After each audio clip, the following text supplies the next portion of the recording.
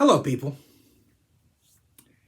I was a little bit sick this week. A bit of a stomach situation. So I did what any of us would do. I read a book because that helps. It's not that big a deal. It's just I'm mentioning it because it's my stomach. This week it was a World of Warcraft book. This is The Well of Eternity and is part of the War of the Ancients trilogy. Now, I've played World of Warcraft and I really like the lore, the world building. If you haven't played, it's kind of a fantasy situation. You got magic, you got dwarves and elves, the standard fare, right? But it's presented in a kind of a unique way for itself. The rating here, before we go too much further, the rating here is a 3 out of 5. And I'm not hard when I say these things. It's not going to be against the author. Because when it's these type of properties, right? Like if you have to do a novelization or if you have to make a Mass Effect book, there's a pre-existing property that you're doing a story within its sort of sphere. You don't have 100% control of that the way a Tolkien did. Making its mind to begin top to bottom, right? So if things get a little squirrely, I give these books a little bit more leeway. So having said that, I think this one's a 3 out of 5. Now, the issue isn't sort of pre-knowledge. So if you have no idea what World of Warcraft is, that doesn't inhibit your enjoyment of this book at all. The author does a really great job, whether it be an orc or an elf, to introduce you to what these things are and how they present. So you don't need any back knowledge. Obviously, if you have it, it makes it, I think, a little bit more enjoyable. That's hard to say. I wonder what it would be like if I had no knowledge at all. I think it's about the same. About the same. It's a very enjoyable book. The 3 comes in that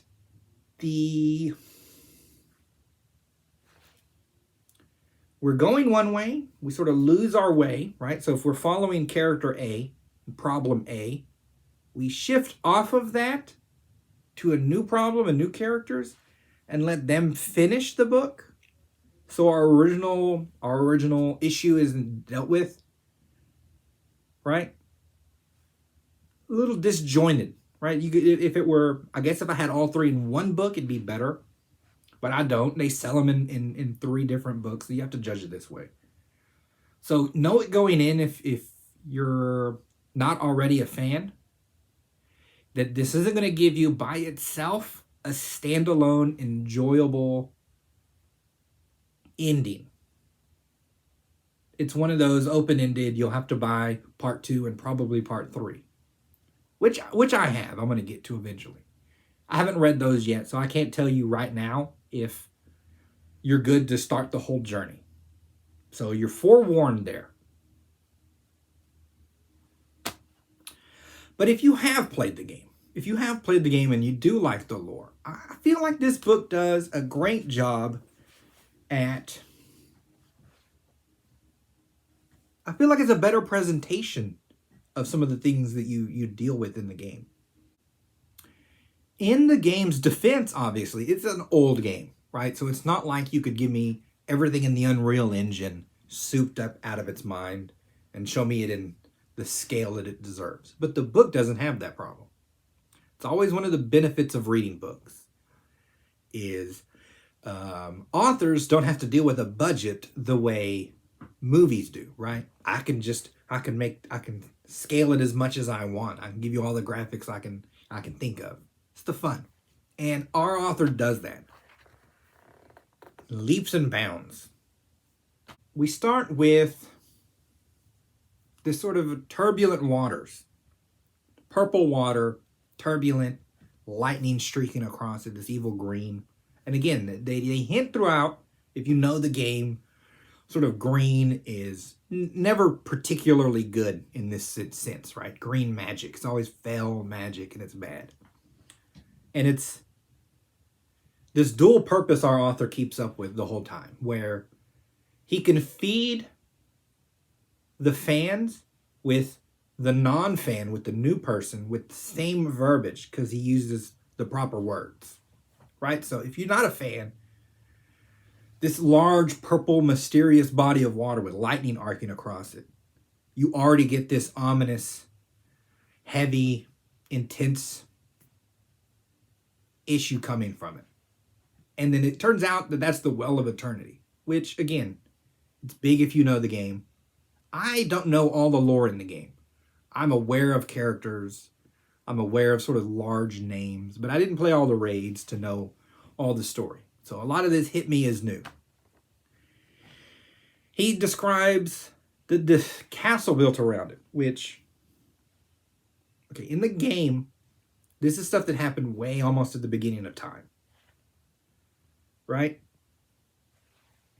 Again, he gives you both. So if you don't know that this is way back in the day, you still get a sense of its ancientness in the way he's describing it. Because what do we have? The ancient world is full of mysticism, right? So giants showing up and magic being used is just a day in the life of the ancient world for some reason.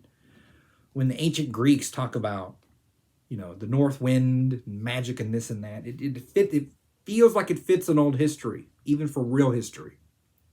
So it still feels old, and you know it's old if you know the lore. He does this, again, throughout. But I liked it was, this castle was made by the melding of stone and forest into a single form. I like the idea that you use this heavy arcane magic and you build this grand castle out of ancient trees and limbs and onyx stone. I mean, it's just an impressive kind of castle. Well, in this castle, we have our night elves playing with magic.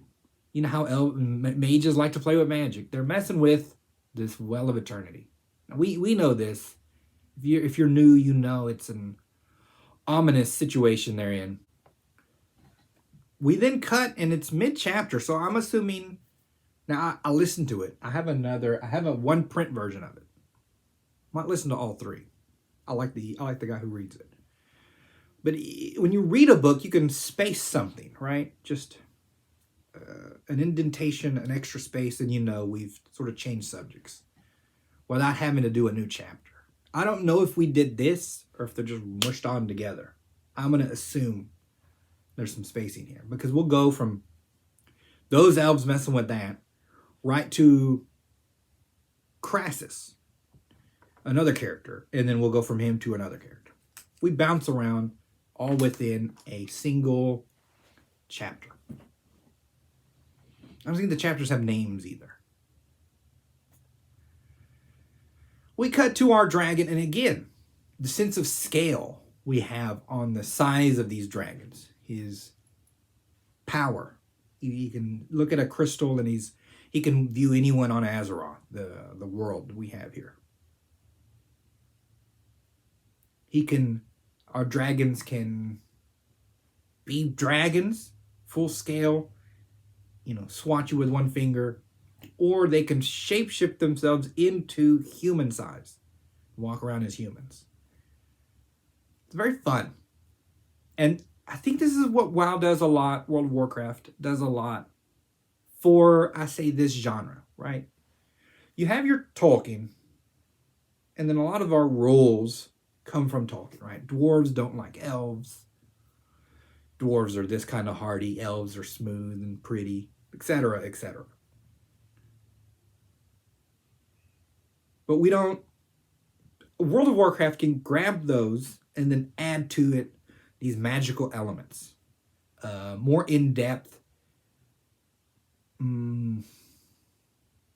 let's say, day-to-day use of these things, right? Instead of it just being lore and it's off to the side and it affects us. This book gets you into the lore and you get to play with it, if that makes sense, right? So it's not just you hear about a dragon. You're shown a dragon. You're shown how he has power. You're shown how he shapeshifts. If there's a mage, he's going to shoot fireballs. It's the toy, and it's playing with the toy. And it makes the book really, really fun for me. And again, even if you don't know the lore, you're playing with these fantasy toys in a very fun way throughout. So he's a dragon, and he gets a call from another dragon, a Nozdormu, which the names in this are incredible. I always like the names. Nozdormu, Azshara. What's another one? What am I thinking? Did I not write them down? Corielstrass. What's the other name? Alexstrasza. And another name. I feel like in books sometimes I can get a lot of deep story elements out of just a name, right? So if a character is called Alexander the Great, a lot's coming at me, right? So when you add Nozdormu, the aspect of time, right? He's the dragon in control of time. My brain shoots off in all kinds of directions that are really fun. That's the weight. Again, even if you don't know the lore, the weight of their names propel you. This is what's happening. Our Nozdormu, calling him, says he needs help. He's in trouble.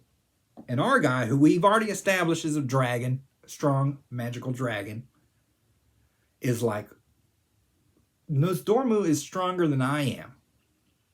What problem is messing with him, A? Then what am I supposed to do about it if he can't fix it, right? That's our issue. So he goes and grabs another mage, a human mage this time, because we have a mission with unknown parameters, unknown dangers. I need a guy who can think on his feet, and I know just the guy. Our mage is called Ronan. And to me, again, what I mean about playing with the toys. We do this with the mage here, where it's him and his lady. She's pregnant. He's looking to live his normal life. I'm out of the game. The game come calling on you. Why? Because you're a mage, bro. And this is what mages do.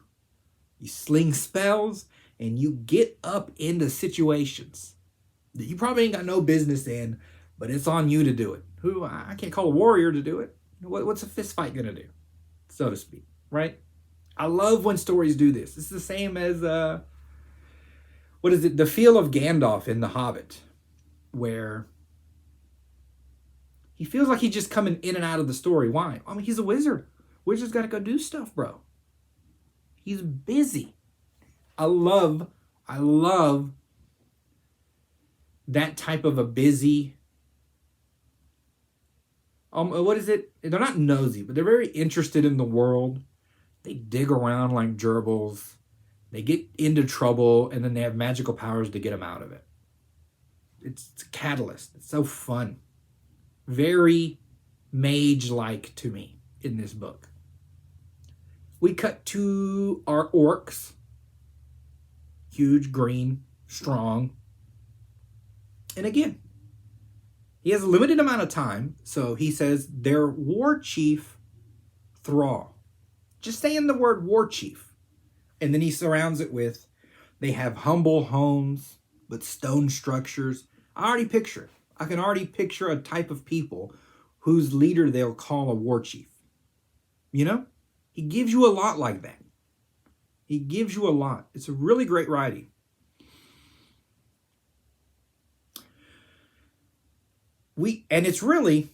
It's our Crassus is looking through his stone. That's how we introduce some of these. Then we cut to other spots. So it's a lot of material he has to cover in a quick amount of time, and I feel like he does it very efficiently. It's a very good book. again, other than the end. We cut to an orc shaman named Kalthar. He, again, shamans. Shamans should be just getting the vibe, right? They're into some mystical crap. They can listen to rocks. The earth speaks to them, right? It's a fun kind of shamanness. What does he do? He has an old leaf from their former home world, which they can't get back to. So it's a remnant of another place. And his dad's dad never used this leaf. But they say, if you need to, if it's imminent, it's dangerous, use this. So he puts the leaf on the flame. Got that good peyote. Right? Hoofing the peace pipe deep. I love shamans. I love orc shamans, actually. They have dwarf shamans. It doesn't ever work for me. It doesn't work for me. Orc shaman. And he gets on this astral travel trip, and he sees the problem, which is the same problem our Crassus is looking at. And it even says, okay, and this is fun, because we have a high concept that our author's not afraid of. So he says he knows that the leaf, the smoke from the leaf, is giving him a visual of something so his brain can understand it, but it's not the actual thing. And what he sees is like a vortex that's eating and spitting stuff out at the same time. And that what it's eating is days, he goes, it's days and months and years. And so he understands by feel, because it's a shaman, that this is a time vortex, that something's wrong with time itself. And I'm like, it's such a wonderful way to say it. That's our problem. Again, our dragon aspect's dealing with it. Knows Dormu. He called for help. And now our shaman's on it. But what can he do? Goes right to the war chief. War chief respectful, listens to him. I'm going to send some guys. He sends a couple of orcs. What is it? Brox and Gazgal. Just a couple of guys. I need a couple of guys to go look at it. Nothing much. Can't do anything till we know more. Reasonable. I love the shaman crap, though. So now, I know it's going to be this time story. And the biggest problem I always have with time stories is, obviously, the paradox. How can I, of course, do this thing when I would have needed to do the thing to do the thing, right? And it's always a loop. With our time being this vortex, this churning vortex, then the past and the present are swirling around each other, right? So I don't have to worry about paradoxes, because it could be the past could be now as much as the future, and the future could be the past, because they're whipping right next to each other. It's simple, and it cleans up a lot of the mess, to be honest. It's almost like a sci-fi element in it, but right in the middle of a fantasy book. It's very smart. We get those elves at the beginning are Queen Ashara's elves. Again, I don't know anything about this character. It didn't come up when I was playing. I think I watched the cinematic about it. So don't watch cinematics if you don't want this book to be spoiled for you. But it doesn't ruin it, even if you have. She's a super powerful, regal, elegant, snooty queen of the elves, like their first high queen. This is way back while they're still messing with magic. You just get this great personality that comes off the page from her. Very arrogant. But it's like, how can you not be arrogant if you're also hyper talented, which she must be? Our Brox is our quintessential warrior. He just got an axe. I don't know how he's going to deal with a time vortex with just an axe. But that's what he went with. He's stoic. He has a bit of survivor's guilt. You know, there's complexity to him, not just a meathead that swings an axe. He's intelligent in a matter-of-fact way, right? So they'll get teleported somewhere. And the guy's like, where are we? And he'll be like, the woods, right? And at first you're like, yeah, obvious. But then you're like, hold on, he is right. I don't know where we are. The woods are where we are. We have to deal with this now. And I should think about what the woods mean for my survival rather than let my mind wander off on hypotheticals that won't help me, right? So it's a grounded intellect from this guy. It's very fun. He gets a wicked axe too. He gets a wicked axe in this. I hope he doesn't lose his axe because it's cool. Him, Ronan, Crassus all get sucked back in time. Now, Ghazghkull, Rip Ghazghkull, he got destroyed by the time vortex. And it's fairly gruesome. He's like becoming young and old. You know, his body just can't handle the change. It's just all at once. It's like, ugh. It's pretty gruesome. It's another thing that happens in this. Again, the sense of scale that I get out of it. That time vortex, just hearing how he's torn apart by it, heavy.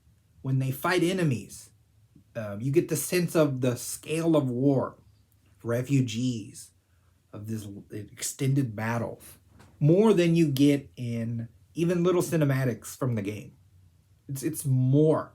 It's everything I liked lore-wise about the game, but more, just in this grandeur. And on that note, the same as our Mass Effect. The same as our, as our Mass Effect here. I feel like World of Warcraft is lore that deserves sort of the Star Trek treatment. You know, where they make like 150 books about all the little corners of the universe. I would really love that. All I get is from the game. I don't play as much now. I'm reading books all the time. But playing the game isn't the same as just sitting and enjoying the lore, you know? And I really wish we could get a bunch of books. Not just books sort of to promote the next expansion. Just standalone, all over the map. Because the bits that I got out of this are very, very fun. We're introduced to, again, more great names. Malfurion, his twin brother Illidan, and Tyrande Whisperwind. She's like your Galadriel. She's there from the very beginning. She's stupid powerful. Here at the beginning, she's not. What we got here is a classic love story. It's always been one of the great love stories in WoW. It starts as a great love story here. Malfurion's trying to learn druid magic. Illidan's super good with their normal magic. Our Tyrande is a priestess. She heals people. She has the power of a loon. Now, in the lore from the game that I know, night elves, again, they don't die because they're elves.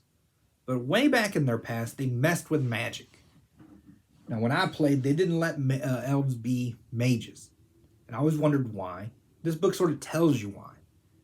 Back, way back, when the Well of Eternity was still there, these elves were like, they just dipped in on that magic. They just used the magic of the well for whatever they needed. And then, of course, events happen. The well's destroyed. The world's almost destroyed. And then the elves that live are like, we're not messing with magic anymore. It's like shunned socially. So you see that almost firsthand in this book. You see how their society was functioning with magic. You see what is it? The arrogance it bred in our Shara and the other highborn, the best of the magic users. Basically, what they're doing is there's an I didn't write his name down. Bugger.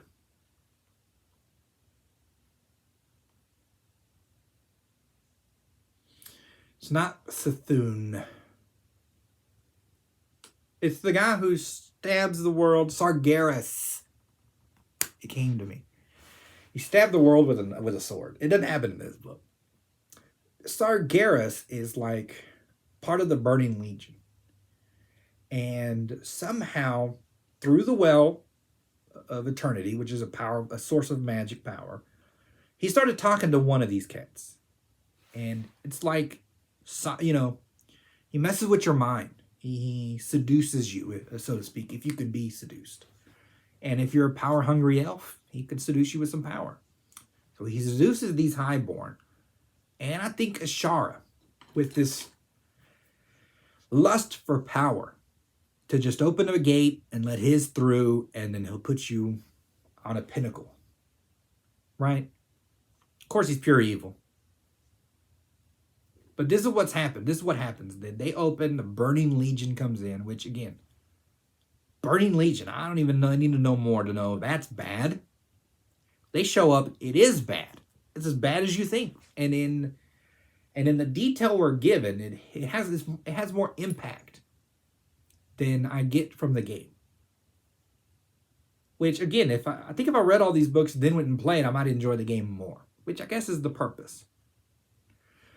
But that's what they're doing. They're messing with that. So when I cut to with the elves that I know from when I played, and they're druids, and I'm like, that's kind of not as cool as being a mage, right? Because who cares about plants when you could have, fireballs? Well, we get a great sense of the scale of what druidism can do. At least in the sense of this book. Because our Malfurion, by the end, Dream walks into this tower and then attacks them with wind. With wind and with leaves as razors. Like hurricane-level winds. Breaks the seal. Shuts the gate so that, more enemy troops can get them in. So you can see the power of druidism. And you can see why they would pick it over the other magics because, one saved the world and one almost ruined it. Also, the power of Elune, the moon goddess. You're in the game, you just sort of heal.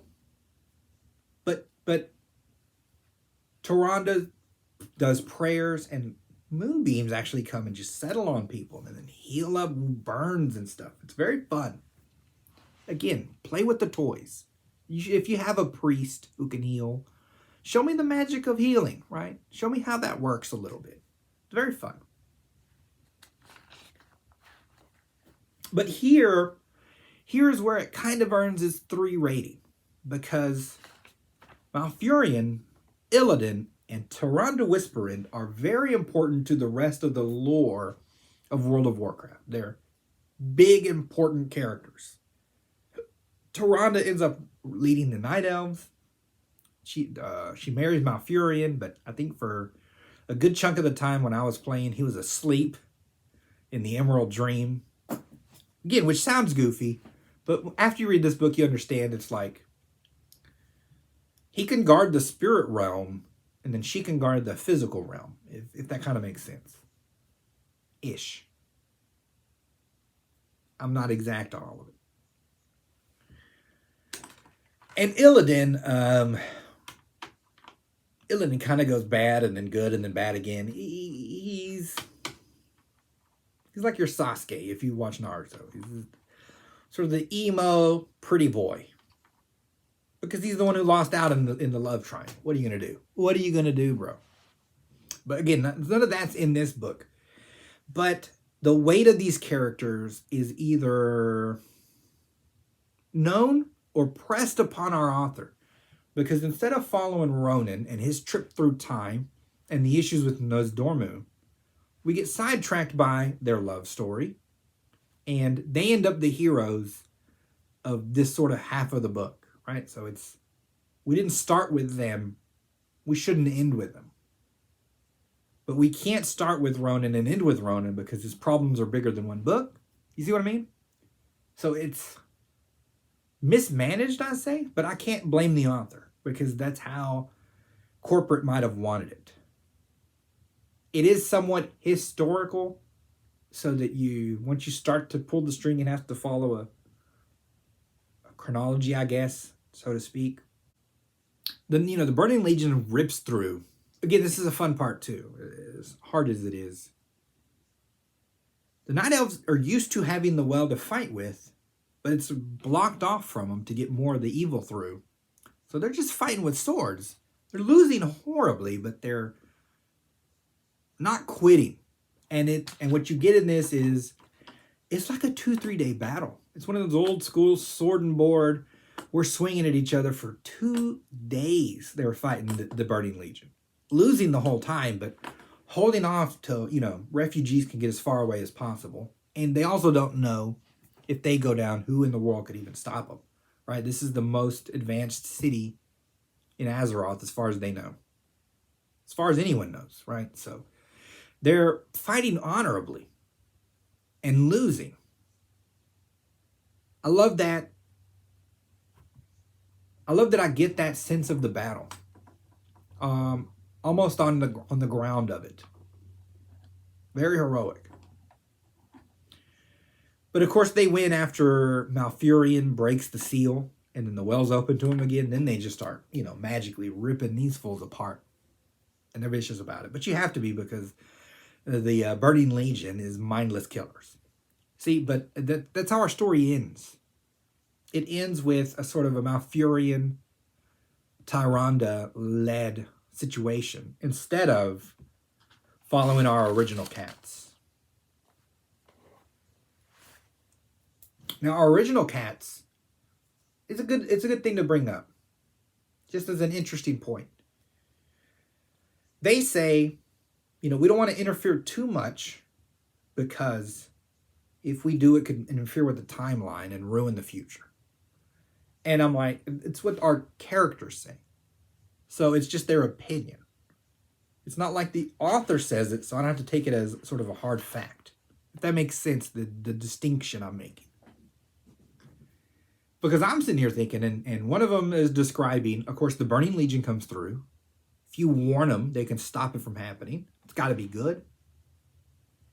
But then Azshara would have lived longer in charge. That could have ended up worse. Who knows? But a lot of people did die, right? When they come across, it's pure genocide. They're killing everything they can kill because they're just horrible. And then our Crassus, he knows, because of the history of dragons, that this is a good time for the dragons. But in the time from this to his time, one of the dragons, Malygos, goes crazy. Rip him, Malygos. And the other one becomes what they call Deathwing. And I'm like, you don't have to use much imagination to think Deathwing isn't a good situation. It's not. But he has a moment where he could tell them that this is coming. But he doesn't. That's his choice. I get the idea behind it. But personally, just as a side note, I wonder what would have happened if he did tell him. Right? If he did tell Azshara, not Azshara, Alexstrasza. If he told Alexstrasza, I wonder if she could have done something to maybe make Malygos not go insane. Right? Give him medicine or something. And then maybe he can help his brother not become Deathwing and be horrible, right? And then if you have the dragon aspects not decimated, could they have helped if ever the Burning Legion does come, right? You wonder these things. And then it's like, why not try it? If Nosdormu's there and it goes wrong, can he reset it? Or is it one of these fun, Nosdormu already tried it? And this is the only way it can go. One of the Doctor Strange, I tried it already situations. I don't know. But that's just what I was thinking on the side. All right. I made it through. Me and my gurgly stomach made it through. Ugh. I should be fine by tomorrow. But that's all we got for this book. I'm going to read the other two because, again, it's fun to play with these toys. And our author, plays with them very well. So if you like mages and shamans and this kind of thing, I feel like it's a property. If you haven't looked into it, reading-wise, you can give it a go. You can give it a go if you're into some fantasy. Ad time. Are my books better than World of Warcraft lore? That's a tough question. You asking a lot. What I'll say is, mine are cheaper, right? I mean, these books are $9. My book's $5. It's cheaper, so maybe yes. Yes, for the price point. Now, if I had to pick one, which one would my book? Probably World of Warcraft would be a little more fun than my book, maybe, if I'm being honest. Different fun. It's a different fun. Mine's not as serious. So if you want more not whimsical, more low intensity, that's it. Mine's not as intense as the Burning Legion, ripping people apart. So decide for yourself. All right, people. I'll talk to you lovely long next week.